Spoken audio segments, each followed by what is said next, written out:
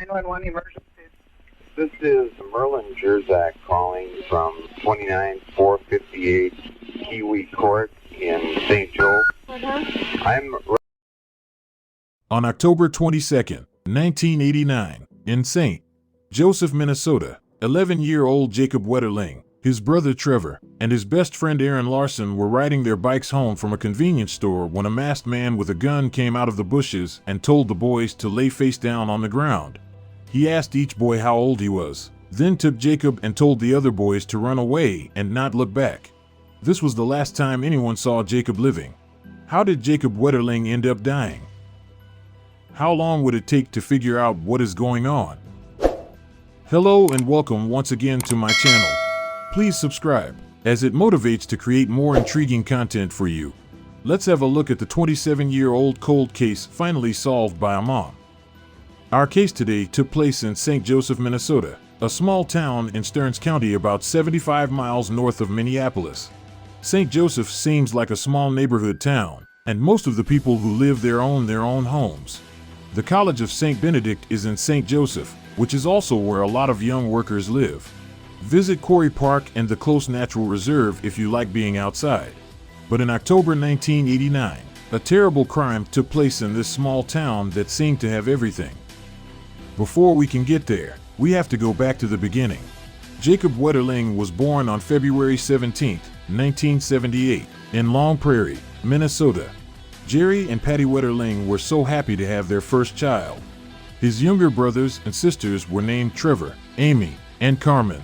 The family lived in St. Joseph, Minnesota. As a big family of 6, they shared everything, and Jacob grew up in a loving and fun house. Jacob was a young man who liked to have fun and was good at sports. He also liked music and animals. He was funny and friendly. He played baseball and basketball for his school. Jacob worked hard at school and liked science, especially space science. His parents let him and his little brother Trevor ride their bikes whenever they wanted. Unlike most kids their age, they loved discovering the great outdoors and felt free when they rode their bikes across the city. Sadly, something terrible happened on one of these rides that no one could have seen coming.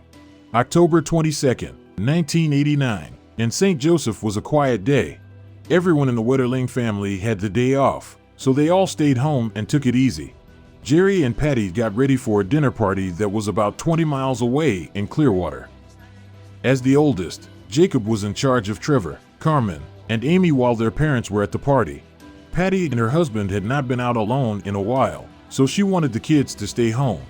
After they left, around 9 o'clock, Jacob called Patty at the party and asked if he could take Trevor and Trevor's bikes to the nearby Tom Thumb to rent a movie. Her response was simple no.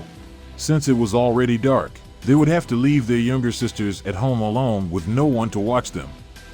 Even though the boys were upset, they did not give up right away. Then they asked if they could call their dad Jerry and make the short trip to the store.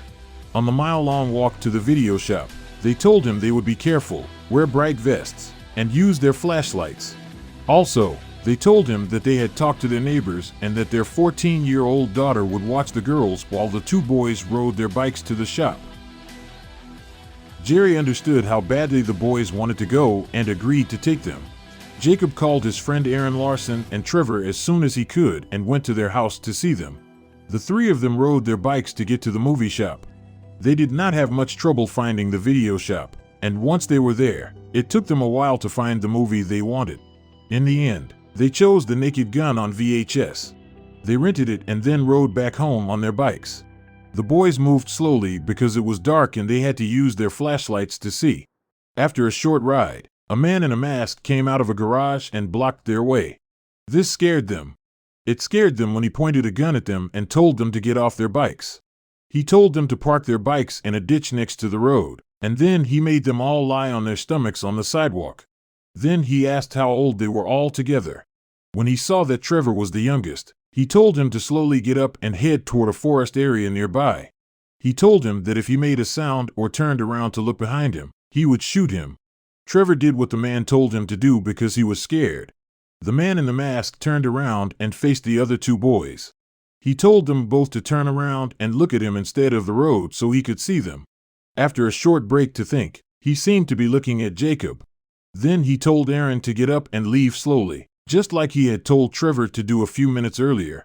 Aaron did what he said he would do. He carefully stood up and looked one more time at his best friend Jacob.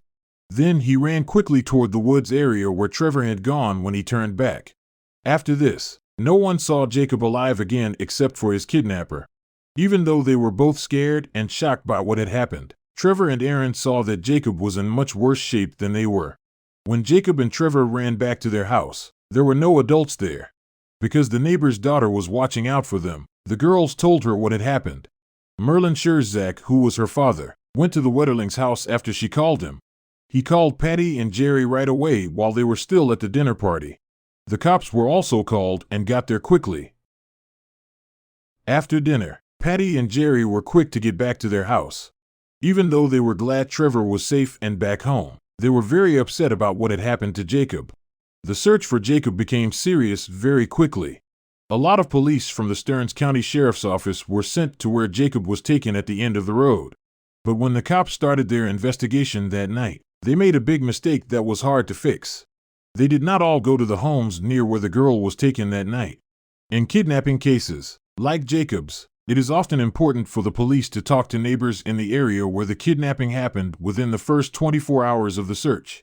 This is because people's memories are still fresh and they are more likely to have seen or heard something strange than people who live further away. But at the time, the cops may have been too sure that they would find Jacob quickly, so they did not do what they should have. The sheriff's deputies did not talk to everyone in the area where Jacob was taken. Instead, they spent most of their time looking for him on foot and from a plane. Dan Rossier was the only person they talked to. He lived close to where Jacob had been taken. Dan told them that on the same night Jacob was taken, he had seen a small car speed up his driveway, make a quick turn, and then turn around and go back the way it came. The police's first thoughts were that this car might have taken the girl, and they found tire tracks near the crime scene as proof. On the other hand, Rossier was also a suspect because he was close to where the crime happened. Stearns County Sheriff Charlie Graft remembers thinking at the time that the case would probably be solved in a few hours because the police came so quickly and the suspect did not have much time to get away. The search stopped the first night because it was too dark. The next day at 8 a.m., officers went out again to look for Jacob. As the search began again, FBI agents joined the case to help with both the search and the probe. On October 24th, an analyst from the FBI joined the case. Based on what he knew about the theft and the person who took Jacob, he thought that the kidnapper was probably a white loner with a physical defect who had done something similar in the past. More than 500 people went to St. Joseph Church on the 25th to pray for Joseph's safe return. On Thursday, the 26th, the case got national news, and businessmen from Minneapolis and St. Paul offered a reward of $100,000 for Jacob's safe return. On the 27th, the governor of Minnesota said that the National Guard and state police will help with the search. They would look for Jacob in an area that was 700 miles around St. Joseph. One of the most thorough searches ever done in the country was for Jacob. People from all over the country did many different things to help the Wetterlings. The case itself got a lot of attention from the media. As a sign, people wore white bands on their shirts. There were thousands of flyers made and sent out through the mail, pizza boxes, and shop windows. All over the state of Minnesota, Jacob's favorite song and a message from his mother Patty were played on the radio. Before the internet, this is how information about a lost child would get around. Many of the people who offered to help find the child worked for 18 hours straight. Even with the help of sniffer dogs, there was no smell. On October 29th, at the end of the first week, there were more than 100 local and federal agents and police officers working on the case. Jacob was not around, which was a shame. People have said in the past that the cops grew the search too quickly and too widely at the time. Instead of doing a full investigation that was covered by the national media, they should have focused on a small area near where the kidnapping happened and talked to everyone who was there before expanding their search. In November 1989, cops showed sketches to the public on 3 different days. On the night the girl was taken, one of every 6 guys who were in the Tom Thumb store was seen with the girl. People say he was looking at them. He weighed 200 pounds, was white, and was in his 50s. His hair was white. On November 12th, 6 days later, They put out two more versions. One was that a man was heard talking about the kidnapping 2 weeks after it happened in a Tom Thumb shop. One of the other people was a man who tried to take a boy from the Minneapolis neighborhood of New Brighton. People say that both of these look like the man who was seen hanging out at the Tom Thumb shop the night Jacob was taken. They got a lot of ideas from these sketches, but none of them worked. On November 30th, they put out what they thought was the most accurate picture of the person who took the girl. It took parts from the 3 earlier sketches and put them together. The police had a lot of ideas based on this combined sketch, but none of them turned out to be true. On December 13th, FBI officers talked to Jared Sherrill, who was taken from the nearby village of Cold Spring when he was only 12 years old in January 1989. Investigators talked to Jared and asked him to help them draw a picture of the person who had taken him because they thought it might be the same person who had done both crimes. Jared helped them make a picture that got a lot of attention, led to hundreds of new leads, and got more people interested in the case. On December 16th, FBI officers talked to Daniel James Heinrich, who lives in Paynesville, which is about 30 miles from St. Joseph. He might have been someone to look for. Over the past few years, there have been a number of kidnappings and attacks on young boys in that area. There was no sign of Jared and Jacob. When the FBI talked to Heinrich, he said he did not know anything about Jacob and Jared's cases. The police were confused and did not know what to do next. On January 12, 1990, about a month later, they went back to see Heinrich and talk to him. This time, he gave them his tennis shoes and some hair from his body so they could compare them to any other proof they might have. Heinrich agreed to let the police take the back tires off of his blue 1982 Ford Express hatchback. This was so they could compare them to tire marks they found at the place where Jacob was taken. The next day, on January 15th, detectives found out that Heinrich also had a 1989 Mercury Topaz, which he had up until March of that year. So, if he had really taken Jared, he would have done it in this car. Jared told them that, on a scale of 1 to 10, the car they made him sit in was about as similar to the one that took him as an 8 or a 9. On January 24, 2016, police went to Heinrich's house and took a number of things, such as 2 police scanners, a carrying case, lists of scanner bands, a pair of boots, and clothes. On January 26th, a police officer showed Jared a picture of Heinrich and 5 other white guys. On a scale of 1 to 10, he only gave Heinrich a 4 because he did not know if any of them had taken him. On February 9, 1990, the FBI got proof that fibers found on Jared's clothes matched fibers taken from Heinrich's Mercury Topaz. Heinrich was caught on the same day that Jared was taken and beaten, but he said he had nothing to do with it, so he was not charged. After that, there were not as many clues to follow, and as time went on, fewer spies were put in charge of finding Jacob. The trial was lost in the end, and even though it was about a missing person, the case could no longer be solved. During the search and investigation, it was a terrible time for the Wetterling family. Even though people in their neighborhood and all over the country loved and helped them, the loss of their child and brother broke their hearts. As time went on, they started to wonder if Jacob would ever come back to them alive. Even though she was sad, Patty Wetterling decided that other families should not have to go through the same pain as hers. On January 16, 1990, the Wetterlings said they would start the Jacob Wetterling Foundation to help with this.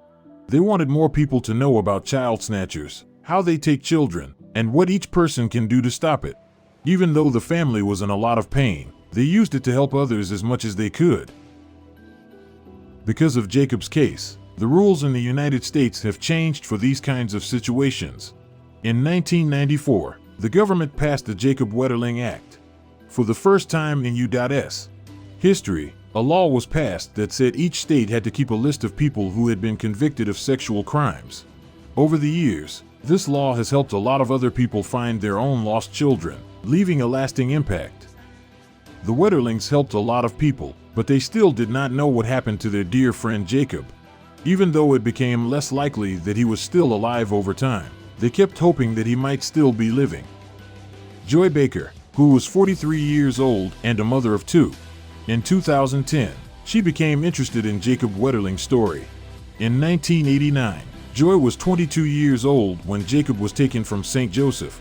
She had to find out what had happened, So one day she got in her car and drove to where he had been taken.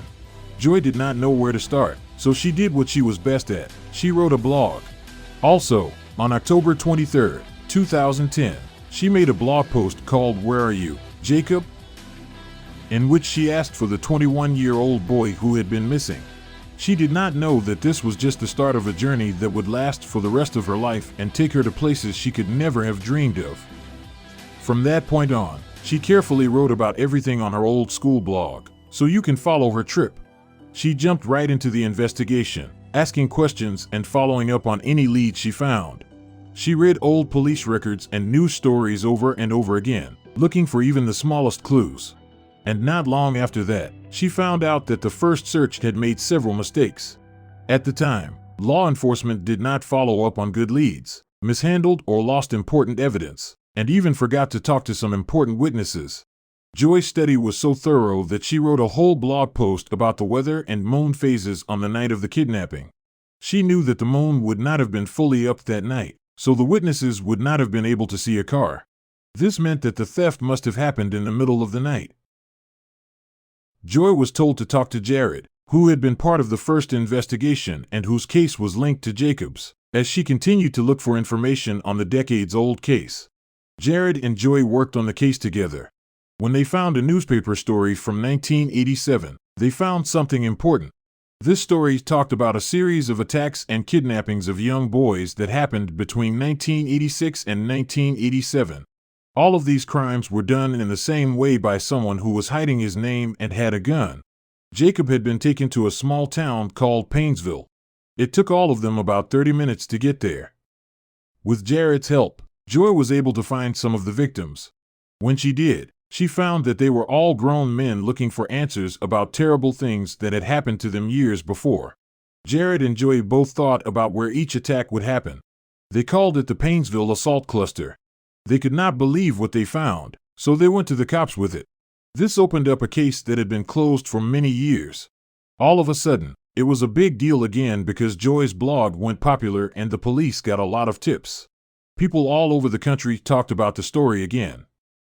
As the police looked into what had happened, Joy's blog went quiet.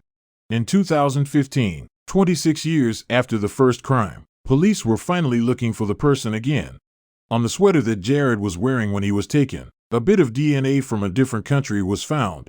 This showed that the person who stole Jared was not from the U.S. On July 10, 2015, they found that this DNA profile matched a man who lived in Painesville and was 59 years old when the theft happened. The name of the person was Daniel James Heinrich. Heinrich was part of the original investigation, and Joy and Jared were also keeping an eye on him, but there was never enough evidence to put him behind bars. Last but not least, on October 27, 2015, Special Agent Shane Ball brought criminal charges against Heinrich in front of U.S. Heinrich was charged with 25 other crimes. After that, he was caught, and when the case went to court, his lawyers made a deal so that he would not be charged with murder or kidnapping, but only with the other charges. In return, Heinrich showed them on August 31, 2016, where he had hidden Jacob's body. The place was on a farm in Painesville, about 30 miles from St. Joseph, and not too far from where Heinrich lived at the time. On September 6, 2016, more than 27 years after Jacob Wetterling was taken, Heinrich stood in front of the court and admitted that on October 22, 1989, he had taken him, hurt him, and killed him. He also said that he was the one who had taken Jared earlier that year. He told the court that he was driving down the road when he saw 3 young men riding their bikes at night with their lights on. He said he parked in a yard and waited for them to cross it. When they did, he took Jacob from them and told the other 2 to run away. Then he went with Jacob to Painesville, a place he knew very well. Here, he shot him and left his body in a gravel pit in a remote area near a road that goes to a sewage pond. He went home and waited there for a while. After midnight, he went back to where he had left Jacob's body and moved it 100 yards north of where the killing happened. He found a bobcat that he knew how to use because people were working nearby. Using this, he dug a hole and put him in it. A year or 2 later, he went back to the tomb and saw that it had been partially dug up and that Jacob's red jacket was still on show. Because he was worried at the time, He dug up as many of his bones as he could and took them to a farm in Painesville, where he reburied them. When the cops caught him for one of his many crimes, he showed them the same place. Heinrich got 20 years in jail for the bad things he did. He was moved to the Federal Medical Center Devens in Massachusetts in January 2017 so that he could finish the last 20 years of his sentence there. His confession and the finding of Jacob's body ended the investigation into one of the worst murders ever committed in the U.S. After the investigation was over, the Wetterling family got Jacob's body back. Joy Baker got close to the Wetterling family as she tried to help solve the case. She said that she did not help with the investigation to get famous or get credit, but because she wanted to help a mother who was going through the same terrible thing. Joy Baker and Patty Wetterling have made friendships that will last a long time. They wrote the book Dear Jacob, A Mother's Journey of Hope Together. It tells their story. Patty is well known for her work to make sure children are safe and for helping to pass the Federal Wetterling Act, which changed how the law is used in the U.S. in these kinds of cases. When they knew for sure that Jacob had died, it broke their hearts. Even though they know for sure that their beloved Jacob is dead, his memory lives on through the Jacob Wetterling Foundation and the Federal Wetterling Act, which was passed in his name. Patty Wetterling expressed the tremendous agony associated with being aware of the final moments of his life, including the last days, hours, and minutes. She stated that Jacob remained alive until the time of his discovery. Even though horrible people like Heinrich are probably never really gone, the Act and the Foundation will make sure that they do not get away with their crimes.